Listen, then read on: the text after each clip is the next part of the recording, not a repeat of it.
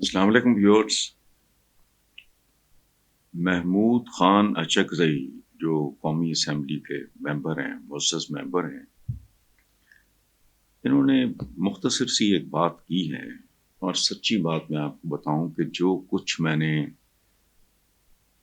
تقریباً 35 سال کالموں میں لکھا، یہ اس کی سمری. بے شمار کالمز میرے کتابوں کی شکل میں محفوظ ہیں، مجموعے ہیں. وہ اس بات کی گواہی دیں گے جو میں کہہ رہا ہوں وہ کتنا بڑا سچ ہے. محمود خان اچکزئی صاحب نے میرے دل میں ان کے لیے عزت میں بہت اضافہ ہوا ہے. انہوں نے کہا ہے Pakistan union of federal journalist کے زیر اہتمام سیمینار سے خطاب کرتے ہوئے انہوں نے کہا ہے کہ ہماری کوتاہیوں، بدکاریوں، بد کرداریوں، رشوت کی وجہ سے ہمارا ملک ایک بار ٹوٹ چکا ہے. ہمیں آج تک کسی نے یہ نہیں بتایا کہ ملک کیوں اور کیسے ٹوٹا، اس کا ذمہ دار کون تھا، اور ہم اسی راہ پہ چل رہے ہیں. آج بھی وہی راہ ہماری ہے. سبحان اللہ. یہ اس طرح کا اعتراف اتنے کھلے اور ننگے لفظوں میں کسی بھی باکردار آدمی کی بخشش کے لیے کافی ہے، اور اس کا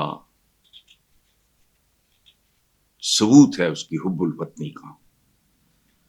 آخر پہ انہوں نے کہا، میں اللہ کو گواہ بنا کر کہتا ہوں کہ اگر میں پاگل نہ ہوا تو اگر میں نے پاکستان کی جمہوریت، آئین اور عوام کے حق کے حکمرانی پر کسی بھی جنرل شہباز یا نواز سے رابطہ کیا تو میرا خون آپ کو معاف ہے.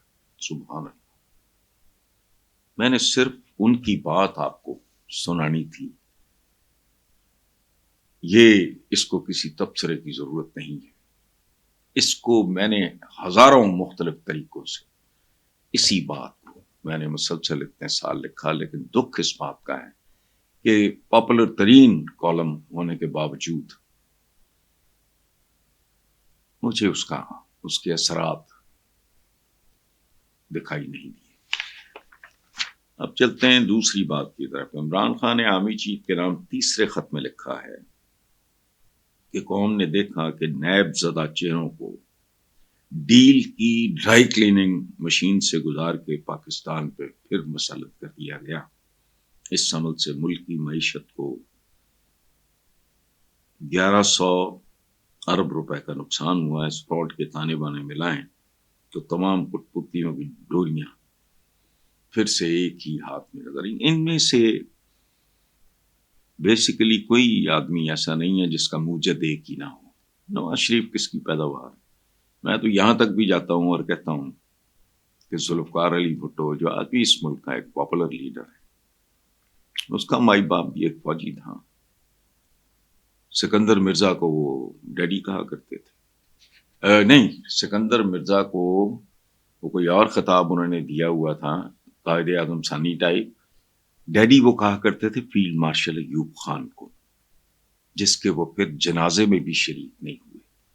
یہ ہماری بدنصیبی کی داستان ہے.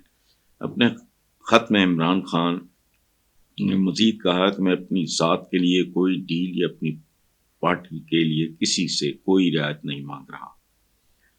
بطور سابق وزیر اعظم اور محب وطن پاکستانی مجھے صرف اپنی فوج کی ساتھ کی بحالی اور وطن عزیز کا مفاد مقصود ہے. اب ان باتوں میں سے کوئی ایک بات بھی ایسی نہیں ہے جس کے ساتھ آپ یا میں اتفاق نہ کریں، because it is a reality. لیکن وہ آرمی چیف نے کہا ہے کہ مجھے کوئی خط نہیں ملا پچھلے دنوں میں، ملے گا بھی تو میں وزیر اعظم کو بھیج دوں گا. تو وزیر اعظم کے بارے میں تو ہر بندہ کہتا ہے 47 کا وزیر اعظم ہے، لیکن بہرحال ملک بھی 47 میں بنا تھا. یہ شاید یہ ہندسا ہمیں راس نہیں. 1947 کو پاکستان 14 اگست 1947 میں یہ فارم 47 ہے، دونوں میں گہری مشابہت ہے، اللہ خیر ہی کرے۔ اچھا، اگلی بات، بہت سے ویورز نے کہا ہے کہ آپ نے میاں محمد شریف مرحوم کے جنازے کا بہت ہی مختصر واقعہ بتایا، براہ کرم اس کی تفصیل اپنے ویورز کے ساتھ شیئر کریں۔ تو اس میں کوئی تفصیل نہیں ہے۔ جب مجھے یہ پتا چلا تھا، میرا فارم ہاؤس ہے جاتی عمرے سے آگے جا کے رائٹ مڑے آپ سندر کی طرف، تو ادھر ایک گاؤں ہے سلطان کے، اس کے بیک پہ میں نے چند دوستوں کو اکٹھا کر کے ایک کالونی کہہ لیں یا کچھ بھی کہہ لیں، وہ کوئی ہاؤسنگ سوسائٹی وغیرہ ٹائپ چیز نہیں تھی، یہ میرا کام نہیں ہے۔ مجیب شامی صاحب کو میں نے کہا، فیض اللہ نیازی کو کہا، امیر العظیم صاحب کو کہا، محمد علی درانی، اس طرح میرے جتنے بھی دوست تھے، ابرار بھٹی مرحوم، ان سب کو میں نے کہا کہ آؤ یار وہاں فارم ہاؤسز بناتے ہیں، شہر سے باہر کھلی فضا میں وقت گزارنے کا موقع ملے گا۔ میں تو وہاں کئی سال رہا ہوں، تو وہ وہاں میری رہائش تھی۔ جب مجھے پتا چلا کہ شریف مرحوم ان کے جو والد تھے ان کی ڈیتھ ہو گئی ہے، ڈیڈ باڈی آئی ہے اور ان میں سے کوئی بھی نہیں آیا، احتجاجن نہیں آئی یا کیا وجہ ہوگی میں وہ نہیں جانتا، مجھے یاد بھی نہیں ہے، سچی بات ہے۔ تو مجھے ظاہر ہے ایک ملال، ایک دکھ تو ہوتا ہے۔ تو میں نے پھر فون کیا فاروق شاہ کو، جو بعد میں پنجاب کا ڈی جی پی آر بھی رہا، میرے چھوٹے بھائیوں کی طرح، اس نے بھی بیلی پور میں گھر بنایا۔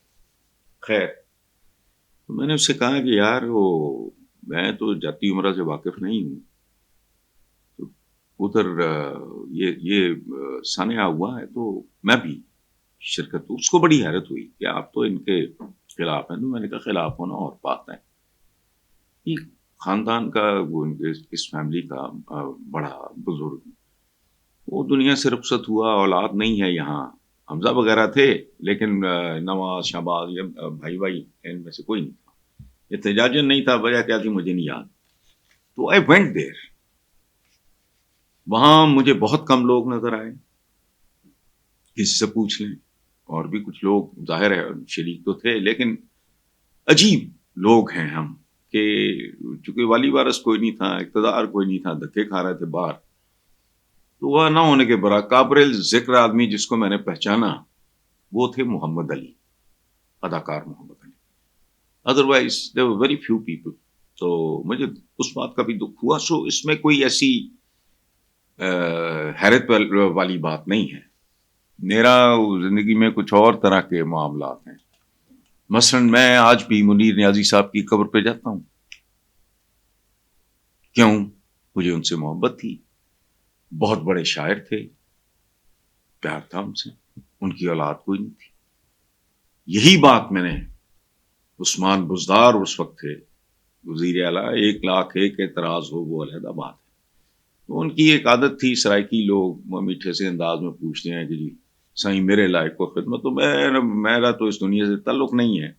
تو ایک بار میں نے انہیں کہا، میں نے کہا اگر آپ کچھ کر سکتے ہو تو کوئی سڑک منیر نیازی صاحب کے نام سے منسوب کر دوں۔ انہوں نے کہا سائیں وہ کون ہے؟ پھر میں نے ان کو بریف کیا۔ اس کے نتیجے میں یہ میں اپنی ذات پہ احسان سمجھتا ہوں، چونکہ جن قابل ذکر بزرگوں کے یا بڑوں کے بچے ہوتے ہیں آگے، تو وہ ایک کرتے کراتے ہیں۔ منیر نیازی صاحب کی تو اولاد ہی نہیں تھی، تو میں نے کہا کہ یار یہ تو بہت مجھے خوشی ہوئی جب انہوں نے جو صدیق سینٹر مین بلوارڈ گلبرگ پہ جو برج ہے اس کا نام منیر نیازی صاحب کے نام پہ رکھا۔ تو یہ مزاج کی بات ہے۔ فاروق شاہ کو یہ کہا تھا، تو بیک آف دا مائنڈ میرے یہ بات موجود تھی کہ چونکہ یہ لوگ اقتدار سے باہر ہیں، آئے بھی نہیں، پتہ نہیں ان کا کوئی پولیٹیکل ایشو ہوگا یا پتہ نہیں، آئی ڈونٹ نو وائی، مجھے اندازہ تھا کہ جنازے میں کتنے لوگ شرکت کریں گے، چونکہ وہ ہمارا نیشنل کیریکٹر ہے۔ سو یہ اتنی سی بات تھی، مجھے سمجھ نہیں آئی، میں نے بتائی بھی تھی ہمارے کچھ ساتھیوں دوستوں کو، پتہ نہیں میں ٹھیک سے ایکسپلین نہیں کر سکا۔ اچھا،